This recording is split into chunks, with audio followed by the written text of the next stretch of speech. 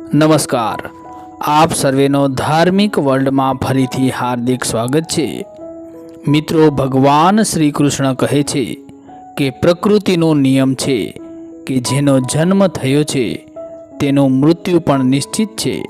મૃત્યુ એ એક સત્ય છે જેને કોઈ પણ નકારી શકતું નથી। મૃત્યુ આવવા પર મનુષ્યએ પોતાના શરીરનો ત્યાગ અવશ્ય કરવો પડે છે। ભગવાન શ્રી કૃષ્ણ કહે છે કે આત્માનું આ સંસારમાં કંઈ પણ પોતાનું નથી। આત્મા અમર છે, તેનો ક્યારેય પણ અંત થતો નથી। તે પોતાના કર્મો અનુસાર વારંવાર જન્મ લે છે। મનુષ્યનું શરીર પણ પોતાનું નથી, તેને શરીર અમુક સમય માટે ઈશ્વર દ્વારા પ્રાપ્ત થયેલું હોય છે, જે એક દિવસ પંચતત્વમાં વિલીન થઈ જાય છે। પરંતુ તેમ છતાં પણ મનુષ્ય આ સંસારમાં જન્મ લઈને ઘણા પ્રકારની ભૌતિક વસ્તુઓના મોહમાં પડી જાય છે। મૃત્યુ બાદ પણ તેનો તે વસ્તુઓ સાથેનો મોહ છૂટી શકતો નથી। ભગવાન શ્રી કૃષ્ણ કહે છે કે જ્યાં સુધી મનુષ્ય સાંસારિક વસ્તુઓનો ત્યાગ કરીને સંપૂર્ણ રૂપથી ઈશ્વરને અપનાવી લેતો નથી, ત્યાં સુધી તે અલગ અલગ યોનિઓમાં જન્મ લઈને પૃથ્વી લોક ઉપર ભટકતો રહે છે। ક્યારેક ક્યારેક તે વસ્તુઓ પ્રત્યેનો તેનો મોહ એટલો વધારે હોય છે કે તે મૃત્યુ બાદ પણ આ પૃથ્વી લોક ઉપર ભ્રમણ કરતા રહે છે। ઘણી વખત આપણે આપણા મૃત પરિજનોની વસ્તુઓને પોતાની પાસે યાદગીરી તરીકે રાખી લેતા હોઈએ છીએ, અથવા તો તેમની વસ્તુઓનો ઉપયોગ કરવા લાગીએ છીએ। પરંતુ ગરુડ પુરાણ અનુસાર મૃત વ્યક્તિની વસ્તુઓનો ઉપયોગ ક્યારેય પણ ન કરવો જોઈએ। આ વસ્તુઓની સાથે તે મૃત વ્યક્તિની ઉર્જા જોડાયેલી હોય છે। મૃત્યુ બાદ પણ તે વ્યક્તિનો તે વસ્તુઓ પ્રત્યે મોહ જળવાઈ રહેલો હોય છે, જેના કારણે તેની આત્મા તે વસ્તુઓ સાથે જોડાયેલી હોય છે।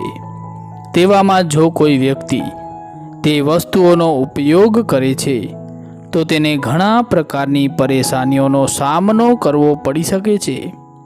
મૃતકની આત્મા તેને અનેક પ્રકારના કષ્ટ આપવા લાગે છે। ગરુડ પુરાણમાં મૃત વ્યક્તિની 3 ચીજો વિશે જણાવવામાં આવેલ છે, જેનો ભૂલથી પણ આપણે ઉપયોગ કરવો જોઈએ નહીં, નહીંતર આપણે ભયંકર પરેશાનીઓનો સામનો કરવો પડી શકે છે। જે પણ વ્યક્તિની તે વસ્તુ હોય છે તેને મોક્ષની પ્રાપ્તિ પણ થઈ શકતી નથી અને તે પૃથ્વી લોક ઉપર ભટકતા રહેતા હોય છે। તો ચાલો જાણી લઈએ કે તે વસ્તુઓ કઈ છે જેનો ઉપયોગ આપણે કરવાથી બચવું જોઈએ। માટે આપ વિડીયોને અંત સુધી જરૂરથી નિહાળજો, અને જો આપને આ માહિતી પસંદ આવે તો વિડીયોને લાઈક કરવાની સાથે સાથે તમારા ગ્રુપમાં વધુને વધુ શેર કરજો। તો પ્રથમ વસ્તુની વાત કરીએ તો છે મૃતકના કપડાં। ગરુડ પુરાણ અનુસાર કોઈ પણ મનુષ્યએ એ મૃત વ્યક્તિની વસ્તુનો ઉપયોગ કરવો જોઈએ નહીં। ભૂલથી પણ મૃત વ્યક્તિની વસ્તુઓને શરીર ઉપર ધારણ કરવી જોઈએ નહીં। આવું કરવાથી મૃત વ્યક્તિની આત્મા આપણી સાથે જોડાઈ જાય છે અને તે મૃત વ્યક્તિની યાદો આપણને પરેશાન કરવા લાગે છે। જે પણ મનુષ્ય મૃત વ્યક્તિની વસ્તુઓનો ઉપયોગ કરે છે તેને તે આત્મા માનસિક અને શારીરિક રૂપથી કમજોર કરી નાખે છે। ત્યારબાદ તે વસ્તુઓનો તેના મન ઉપર ખૂબ જ ઊંડો પ્રભાવ પડે છે। તે વ્યક્તિ વારંવાર પોતાના મૃત પરિવારજનોની ઉર્જાનો અહેસાસ કરવા લાગે છે। તેવામાં મૃત પરિવારજનો વારંવાર તેના સપનામાં આવીને તેને દુઃખ અને યાતનાઓ આપવા લાગે છે, જેના લીધે ગરુડ પુરાણમાં કહેવામાં આવ્યું છે કે મૃત વ્યક્તિના કપડાઓનો ઉપયોગ ક્યારે પણ કરવો જોઈએ નહીં। તમે તેને યાદગીરીના રૂપમાં ઘરમાં સંભાળીને રાખી શકો છો, અથવા તો તમે તે કપડાને નદીમાં પ્રવાહિત કરી શકો છો, પરંતુ ભૂલથી પણ મૃત વ્યક્તિના કપડાને પહેરવા જોઈએ નહીં। મૃત પરિજનના કપડાં પહેરવાથી તેની યાદ વધારે સતાવે છે અને તે યાદ તમને માનસિક રૂપથી કમજોર બનાવે છે। એવામાં વ્યક્તિ તેના મૃત પરિજનને ભૂલીને જીવનમાં આગળ વધી શકતો નથી અને આ સિવાય મૃત પરિજનના કપડાં પહેરવાથી જે મૃતકની યાદો તાજી થતી હોય છે તેના કારણે પાછળની જિંદગીમાં શાંતિ નથી મળતી અને મૃત વ્યક્તિની આત્મા પણ પોતાના પ્રિય વ્યક્તિઓનો મોહ નથી છોડી શકતી. એવામાં મૃતકની ચીજોને રાખવું એ તેમને પોતાનાથી જોડાયેલા રાખે છે. જ્યારે આત્માઓને ભટકવું ન જોઈએ, પરંતુ જેમ બને તેટલું જલ્દી નવા શરીરમાં પ્રવેશ કરી લેવું જોઈએ. પરિવારના કોઈ સભ્યની મૃત્યુ બાદ તે મૃતકની આત્માની શાંતિ માટે દાન પુણ્ય કરવામાં આવતું હોય છે. આ દરમિયાન જ મૃતકના કપડાં અને અંગત સામાનનો દાન કરી દેવામાં આવે તો શ્રેષ્ઠ છે, કેમ કે તે વસ્તુઓ અને કપડાં કોઈ જરૂરિયાતમંદ વ્યક્તિને કામ આવી શકે. આપણને એ સત્યને પણ ન ભૂલવું જોઈએ કે મૃત્યુના બાદ પણ જીવન છે. મૃત્યુ એ અંત નથી, પરંતુ તે આત્માની એક નવી શરૂઆત છે. એટલા માટે તમારે કોશિશ કરવી જોઈએ કે મૃતકના કપડાં કે પછી અન્ય કોઈ સામાનના કારણે મુક્ત થઈ ચૂકેલી આત્માની યાત્રામાં કોઈ અડચણ ન આવે તેનું પૂરતું ધ્યાન રાખવું જોઈએ. જ્યારે કોઈ વ્યક્તિ મરણ પામે છે અને તેની આત્મા શરીરથી અલગ થાય છે, ત્યારે તે ઉર્જા પણ બીજી દુનિયામાં ચાલી જાય છે. એટલા માટે એવી તમામ ચીજો જે તે વ્યક્તિની સાથે જોડાયેલી હોય છે, તે ચીજોની ઉર્જા પણ મૃત થઈ જતી હોય છે. હવે એક જીવિત વ્યક્તિ માટે આ કપડામાં રહેલ મૃત ઉર્જા કોઈ પણ હિસાબે ઉપયોગી નથી હોતી, પરંતુ તેનાથી ઉલટું તેનાથી તમારું નુકસાન થાય છે. જો મૃત્યુથી પહેલાં કોઈ વ્યક્તિ ગંભીર કે અસાધ્ય બીમારીથી પીડિત રહેલ હોય છે, તો આ બીમારી પણ તેની ઉર્જા પર એક છાપ છોડી દે છે.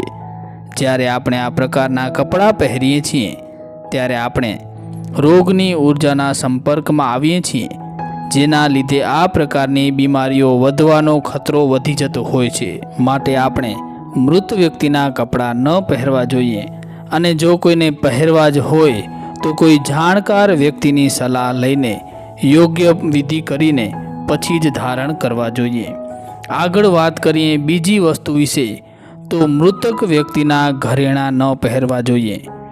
ગરુડ પુરાણમાં કહેવામાં આવ્યું છે કે કોઈ પણ મનુષ્યએ મૃત પરિજન અથવા તો કોઈ મૃત સ્ત્રીના ઘરેણાંનો ઉપયોગ ક્યારે પણ કરવો જોઈએ નહીં, કારણ કે સ્ત્રીઓને પોતાના આભૂષણ અને ઘરેણાંથી સૌથી વધારે જોડાણ હોય છે. મૃત્યુ બાદ પણ તેમને આ વસ્તુઓ પ્રત્યે લાગણી ઓછી થતી નથી.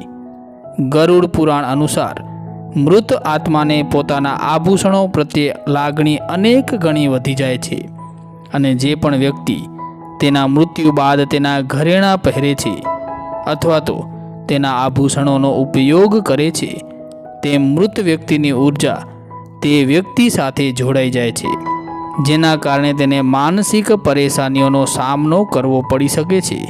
એટલા માટે મૃત વ્યક્તિના ઘરેણાં ક્યારેય પણ પહેરવા જોઈએ નહીં. તમે આ ઘરેણાંને તેની યાદગીરીના રૂપમાં પોતાના ઘરમાં સંભાળીને રાખી શકો છો, અથવા તો આ ઘરેણાંને ગાળીને નવા ઘરેણાં બનાવીને પહેરી શકો છો. પરંતુ ભૂલથી પણ તમારે તેને તે અસલી અવસ્થામાં પહેરવા જોઈએ નહીં. જો મૃત વ્યક્તિએ મૃત્યુ પહેલાં તમને ઘરેણાં ભેટમાં આપેલા હોય તો તમે તે પહેરી શકો છો, પરંતુ જો તે વ્યક્તિએ સંભાળીને રાખેલા હોય, જેની સાથે તેને ખૂબ જ લાગણી હતી, તો ભૂલથી પણ તમારે આ ઘરેણાં ન પહેરવા જોઈએ. આગળ ત્રીજી વસ્તુની વાત કરીએ તો છે મૃત વ્યક્તિની ઘડિયાળ. મૃત વ્યક્તિની ઘડિયાળ પણ કપડાં અને ઘરેણાંની જેમ જ ઉર્જાનો મુખ્ય સ્ત્રોત હોય છે. ગરુડ પુરાણમાં ઘડિયાળ વિશે ઉલ્લેખ કરવામાં આવેલ નથી, પરંતુ જ્યોતિષશાસ્ત્ર અનુસાર મૃત વ્યક્તિની ઘડિયાળ પણ તેની સાથે જોડાણનું કાર્ય કરે છે, કારણ કે ઘડિયાળ તે વ્યક્તિ સાથે જીવનભર જોડાયેલી હોય છે અને તે વ્યક્તિના સમયનું નિર્ધારણ કરે છે. તે વ્યક્તિના સારા અને ખરાબ સમયનું લેખાજોખા રાખે છે. એટલા માટે તે વ્યક્તિના મૃત્યુ બાદ તે ઘડિયાળમાં સકારાત્મક અને નકારાત્મક ઉર્જા વસેલી હોય છે.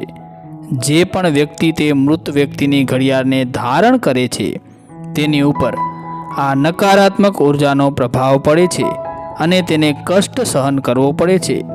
પરંતુ જો મૃત વ્યક્તિએ પોતાના મૃત્યુ પહેલાં જ તમને આ ઘડિયાળ ભેટમાં આપી હોય તો તમે તેનો ઉપયોગ કરી શકો છો।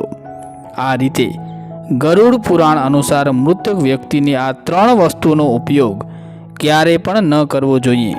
તો મિત્રો, અમને આશા છે કે આ માહિતી આપને જરૂરથી પસંદ આવી હશે, માટે વિડીયોને લાઈક કરજો, તમારા ગ્રુપમાં વધુને વધુ શેર કરજો અને આવી જ ધાર્મિક જાણકારી મેળવવા માટે જો તમે ચેનલને સબસ્ક્રાઈબ ન કરી હોય તો સબસ્ક્રાઈબ જરૂરથી કરી નાખજો। જય શ્રી કૃષ્ણ, જય માતાજી, હર હર મહાદેવ, હર ધન્યવાદ।